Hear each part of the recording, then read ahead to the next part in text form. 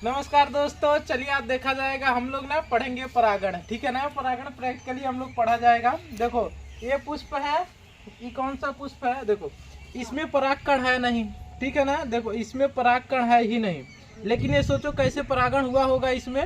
इधर आओ, कैमरा लेकर आओ इधर। तो देखो यह एक पुष्प है, इसके हम कलिका तोड़ रहे हैं। देखो देखो इसको जब तोड़ा जाएगा ना तो इसके अंदर इसके परागकण है। देखो इसको जब चीरा जाएगा ना तो इसके अंदर परागकण है। देखो ये परागकण है, इसका मतलब जान रहे हो, इसमें हर वक्त स्वपरागण होगा। स्वपरागण में क्या होता है? स्वयुग्मन होगा। यह पुष्प ही क्या है? दो लिंगी पुष्प है, ठीक है ना। ये दो लिंगी पुष्प है। देखो इसके परागकण इतने छोटे छोटे हैं, देखो इतने छोटे छोटे परागकण हैं। और इसमें देखो ये है वर्तिकाग्र, ठीक है ना। ये वर्तिकाग्र है। देखो ये इसके इतने मोटे भाग, देखो ये वाला भाग जो है कितना कितना बड़ा है। ऊपर क्या है? ये प्याले नुमा संरचना है, बहुत छोटा है लेकिन दिख रहा है बहुत बढ़िया प्याले नुमा संरचना है, ठीक है ना। तो इस पुष्प में हर वक्त क्या होगा? स्वयुग्मन होगा। स्वपरागण के साथ साथ क्या होगा? स्वयुग्मन होगा। अब आप सोचिए, अगर ये पुष्प चाहे ना किससे? इस पुष्प के साथ परागण करना, ठीक है ना। अगर ये पुष्प चाहे इस पुष्प के साथ परागण करना तो आसानी से कर ही नहीं सकता। इसमें सिर्फ कौन सा परागण होगा? स्वयुग्मन होगा, क्योंकि इसके परागकण क्या है? इसके अंदर है, बाहर नहीं है, ठीक है ना। अब देखिए ये तो ये पुष्प हो गया, इसमें क्या होगा? हर वक्त क्या होगा? स्वयुग्मन होगा। और सजात पुष्प ही नहीं होगा, क्या होगा? स्वयुग्मन होगा। अब आइए ना, ये रहर है।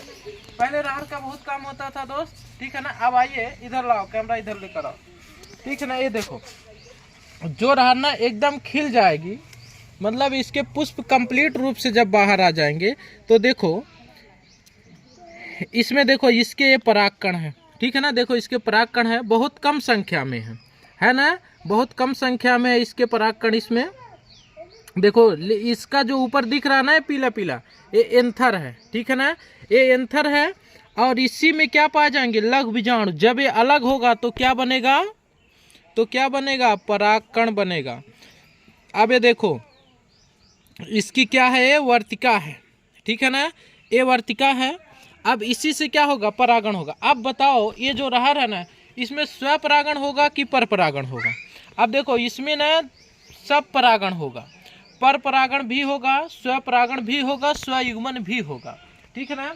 इसका पौधे के दो लिंगी होने के साथ साथ इसका पुष्प भी क्या है? दो लिंगी है, ठीक है ना।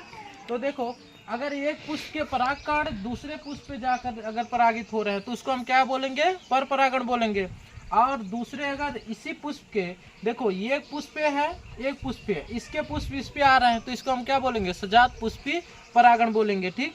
और भी पुष्प है, लेकिन ये देखो ये अरहर का पुष्प है, अरहर है ये, ठीक है ना। इसमें क्या हो रहा है? तीनों परागण हो रहा है, स्वपरागण, सजात पुष्पी परागण और परपरागण हो रहे हैं, ठीक है ना।